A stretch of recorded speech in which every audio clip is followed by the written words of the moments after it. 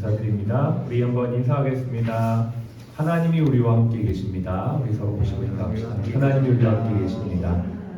아멘. 오늘은 12월 7일 수요일 일터 예배입니다. 예수님의 리더십 12번째 시간인데요. 하나님의 말씀은 신약 성경 누가복음 24장입니다.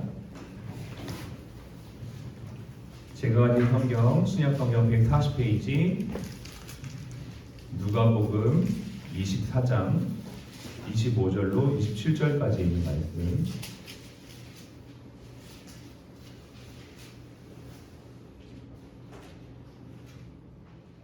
(24장) 25절로 27절 우리 함께 읽겠습니다. 이르시되 유언하고 선지자들이 말한 모든 것을 마음에 더디 믿는 자들이여, 그리스도가 이런 고난을 받고 자기의 영광에 들어가야 할 것이 아니냐 하시고, 이에 모세와 모든 선지자의 글로 시작하여 모든 성경에 쓴 바 자기에 관한 것을 자세히 설명하시니라. 아멘. 예수님은 자세히 설명하셨습니다 라는 제목으로 말씀을 나누겠습니다. 이번 카타르 월드컵에서 한국팀이 보여준 열정과 끈기에 많은 국민들이 힘을 얻고 한국 축구에 대한 자부심을 가지게 되었죠. 16강에 진출한 벤투 감독과 손흥민 선수에게 우리 윤석열 대통령이 직접 전화를 해서 고마움과 함께 응원을 했다는 그러한 기사도 봤어요. 이게 아마 전 국민적인 또 기대와 지지를 받은 또 모습이 아닌가 생각이 듭니다. 이번 월드컵이 끝나고 누구도 우리 팀을 비난하거나 욕하거나 그런 모습은 찾아보지 못한 것 같아요. 모두가 자랑스러워하고 잘했다고 하고 졌지만 잘 싸웠다고 그렇게 박수를 보내고 있는 것이죠. 지난 4년 동안 벤투 감독이 한국 축구팀을 이끌어오면서 가장 강조했던 게 뭐냐? 바로 빌드업 축구라는 겁니다.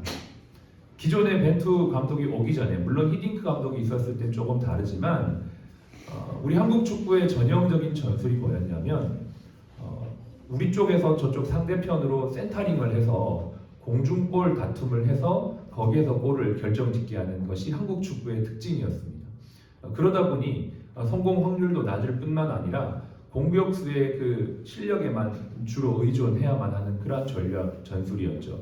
그러나 이번에 벤투 감독이 와서 4년 동안 빌드업이라고 하는 축구를 이제 이식하고 그동안 이제 4년 동안의 훈련을 통해 이번 결과가 나타나는 것이다라고 저는 생각해요. 사실 벤투 감독이 빌드업 축구할 때 많은 사람들이 이런저런 이야기를 했거든요. 우리나라에서는 안 맞는 전술이다. 우리는 그렇게 하지 않는다. 뭐 이런 여러 가지 말들을 하면서 특히 결과물들이 나오지 않을 때 굉장히 많이 비난하는 그러한 모습들도 있었던 게 사실입니다. 그런데 사실은요, 이 빌드업 축구는 우리나라에만 특별한 것이 아니고 유럽 선진 축구에서는 그냥 기본적으로 하는 축구의 형태입니다.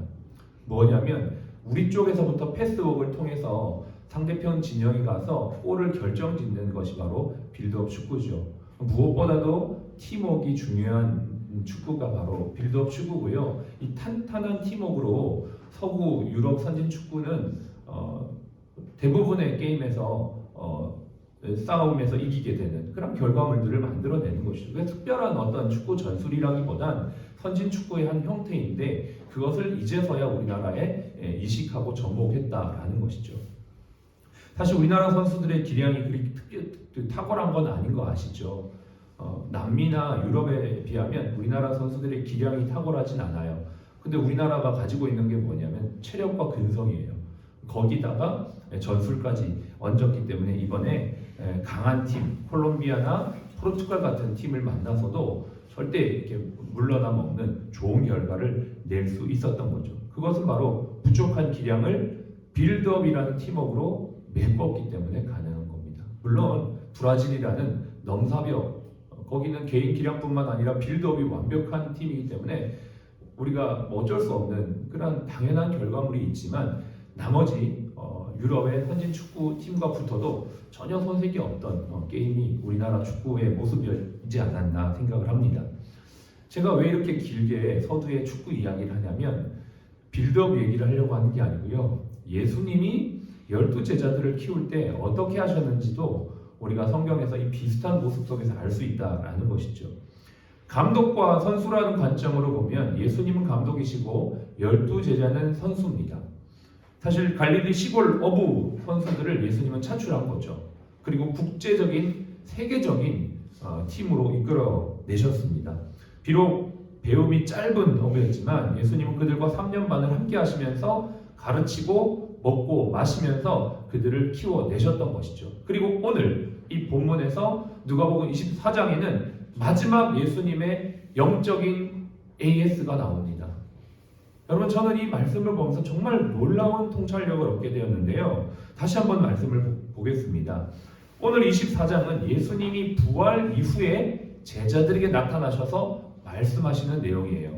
3년 반 동안 예수님은 한결같이 무엇을 말씀하셨냐면 하나님의 나라에 대해서 말씀하셨어요. 그리고 그 하나님의 나라가 이루어지기 위해 자신이 모든 인류의 죄를 대신 담당하시고 죽으시고 부활하심으로 진짜 하나님의 나라가 그 사람의 마음속에 임하도록 내가 왔다라는 것을 말씀하셨죠. 하나님의 나라를 3년 반 동안 말씀하시면서 계속 말씀하시고 가르치시면서 오늘 마지막에는 무엇을 말씀하시냐? 27절에 이에 모세와 선지자의 글로 시작하여 모든 성경에 쓴바 자기에 관한 것을 어떻게 해요? 자세히 설명하시니라. 여러분, 그냥 설명하시니라 이렇게 말해도 되는데 성경은 자세히 설명했다라고 표현해요. 저는 이 단어에 주목하게 되었습니다. 너무너무 신기하고 너무너무 이상해서 제가 원어를 찾아봤더니 이 원어의 의미가 실제로 번역하다라는 의미가 있더라고요. 해석이 안 되는 구약의 성경의 말씀을 번역해서 제자들에게 설명해서 풀어서 알려주신 거예요. 여러분, 우리가 어떤 메시지를 전달할 때 내가 아라고 이야기하면 저 사람이 아라고 이해한다라고 생각하지만 전혀 그렇지 않은 경우가 많습니다. 내가 하는 어떤 행동이, 내가 하는 어떤 결정이 내가 생각하는 대로 저들도 이해할 거라고 생각하지만 사실은 전혀 그렇지 않은 경우가 많더라는 거죠. 내가 너하고 이때까지 일을 했는데 이걸 몰라? 모를 수 있다는 것입니다. 예수님은 3년 반 동안 제자들과 먹고 마시면서 함께 양육했는데도 불구하고 제자들은 이분이 예수님인지를 몰랐어요. 이분이 예언되어진 메시아인지를 몰랐다고요. 오늘 찬양에도 주가 일하시네 오병이어 그 배경을 놓고 찬양을 만든 거 아닙니까? 예수님이 오병이어로 기적을 일으키시면서 떡을 통해서 기적을 보이심이 아니라 내가 하나님의 아들 메시아라는 것을 보여주셨음에도 불구하고 몰랐다는 거예요. 여러분, 우리는 정말 그런 것 같아요. 하나님께서 분명히 우리에게 말씀하시고 설명하셨음에도 불구하고 잘 이해하지 못하는 경우가 많다라는 것이죠. 그래서 예수님은 어떻게 해요? 자세히 풀어서 설명하셨던 수고를 어떻게 감당해요? 부활하시고 나서도 감당하셨던 거예요. 그리고 마태복음에 분명히 말합니다. 예수님은 부활하신 이후에 40일 동안 제자들과 함께 계시면서 하나님의 나라에 관한 일을 가르쳤다라고 말씀하셨어요. 예수님이 부활했어요. 자, 짠, 봤지? 나 이제 하나님의 아들이야. 너 이제 의심하면 안 돼. 나 손자국, 못자국 다 봤지? 나 이제 너희들하고 같이 먹고 마셔서 봤지? 끝. 승천하셨어요? 아니요. 성경은 분명히 말합니다. 그럼에도 불구하고 40일 동안 같이 계시면서 하나님의 나라에 관한 일을 자세히 설명하여 가르쳐 주셨다고 말씀하셨어요. 예수님 부활하셔서 확실한 증거를 보여주셨음에도 불구하고 또 자세히 설명해 주셨던 거죠. 그리고 나서 성령이 강력하게 임했던 겁니다. 우리는 하나님이 역사하고 성령이 역사하면 다 된다라고 생각하는 경우가 있지만 그렇지 않아요. 성령이 일하실 것은 성령이 일하시지만 내가 해야 될 것은 내가 해야 되는 것이죠. 예수님은 부활하신 이후에도 자세히 설명하여 그들을 가르쳤습니다.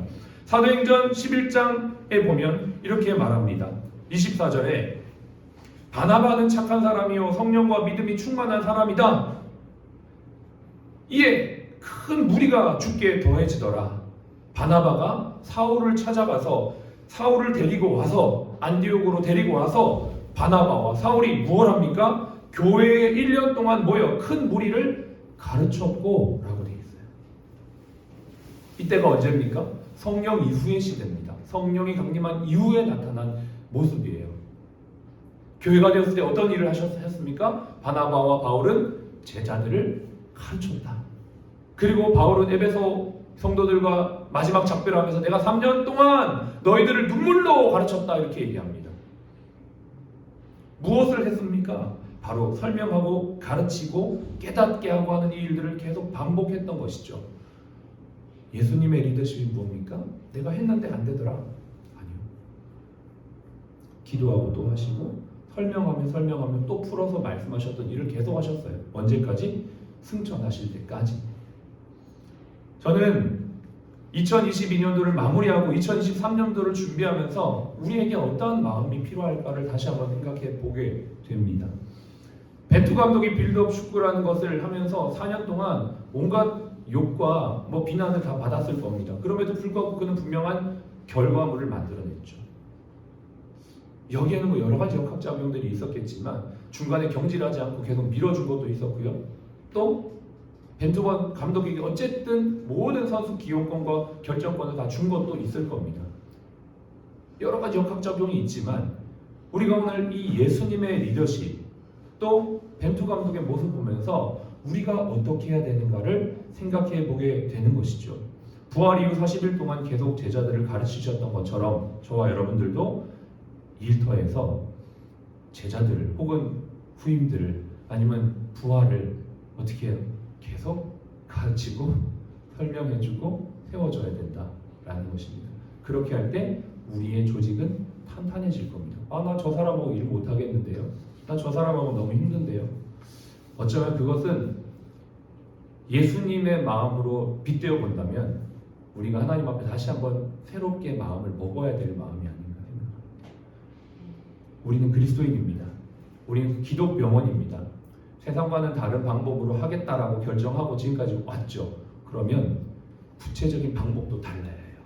우리가 외치는 캐치프레이즈만 달라서가 아니고요. 우리가 하는 구체적인 전략과 행동도 달라야 하는 것입니다. 그렇게 할 때 반드시 주가 일하시는 것을 보게 될 겁니다. 저와 여러분들이 예수님의 리더십을 다시 한번 생각했으면 좋겠습니다. 오늘로 예수님의 리더십 시리즈는 끝입니다.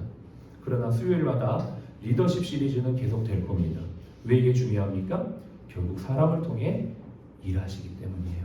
저와 여러분들이 성경의 가르침대로 예수님을 닮은 대로 사람을 세우고 사람을 키우고 사람을 남기는 저와 여러분들이었으면 좋겠습니다. 더 나아가 우리 병원이 사람을 뽑을 때도 하나님 기준으로 뽑고 사람을 양육할 때도 하나님 기준으로 양육하고 사람을 평가할 때도 하나님 기준으로 평가할 수 있는 저와 여러분들이 되시기를 주의 이름으로 축복합니다. 기도하겠습니다.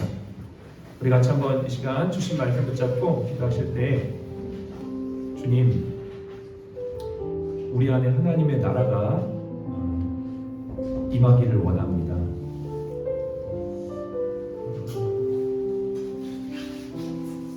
예수 그리스도를 주로 고백하는 모든 자들에게 주님께서 하나님의 나라가 임했다라고 말씀하시고 그때부터 하나님의 나라를 함께 이루어가자는 동력자로 우리 부르셨습니다.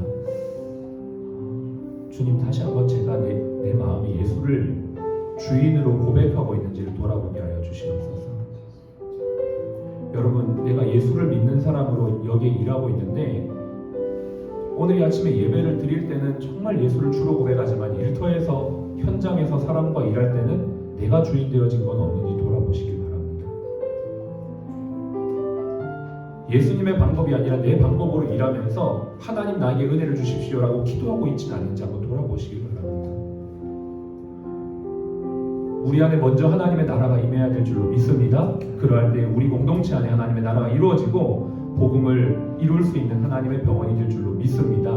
하나님, 예수님께서 그렇게 하셨던 것처럼 우리도 영혼들을 끝까지 기다리고 가르치고 자세히 설명하여 풀어낼 수 있는 리더들이 되도록 도와주시옵소서. 같이 한번 기도하겠습니다. 하나님 아버지 감사합니다. 하나님의 나라가 우리 가운데 임하게 하여 주시옵소서. 하나님의 나라가 임할 때에 예수가 이 땅에 오셔서 우리 각 사람의 마음 가운데 왕으로 주인으로 좌정하셔서 하나님 앞에 설 때에 우리가 전심으로 회개하고 내가 주인 삼은 모든 것들을 내려놓고 주님이 일하시도록 나를 내어 드리게 될 줄로 믿습니다. 오병이어를 드렸던 그 소년, 그 아이를 통하여 일하셨던 이유가 무엇입니까? 나를 부인하고 예수님의 귀하심을 신뢰하였기 때문입니다. 하나님 아버지, 우리는 우리가 예수를 믿는다고 고백하지만 여전히 내가 주인되어 있고 내 생각대로 판단하며 정죄할 때가 너무나 많습니다. 그러고 하나님 앞에 도움을 구하지만 하나님 아버지, 그 가운데 하나님 나라가 임할 수가 없음을 고백합니다.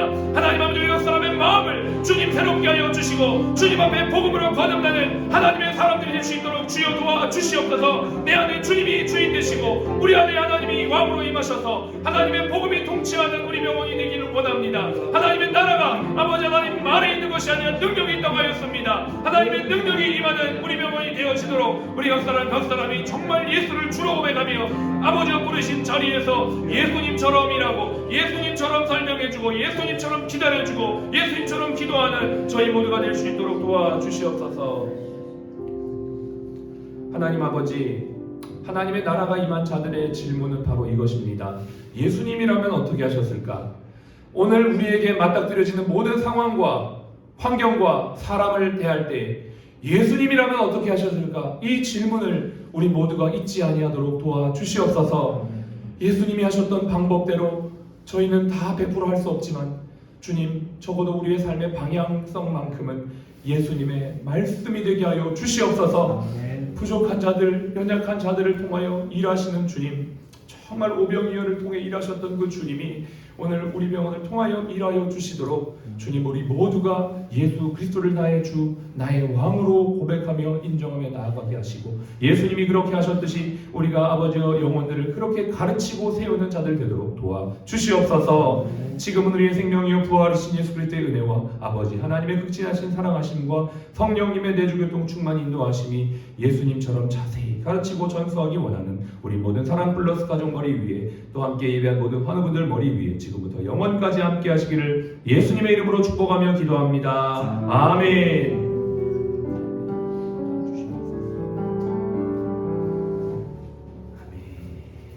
감사합니다. 오늘도 힘차게 구호하고 시작하겠습니다. 거룩이 능력입니다. 사랑이 능력입니다. 할렐루야. 아멘.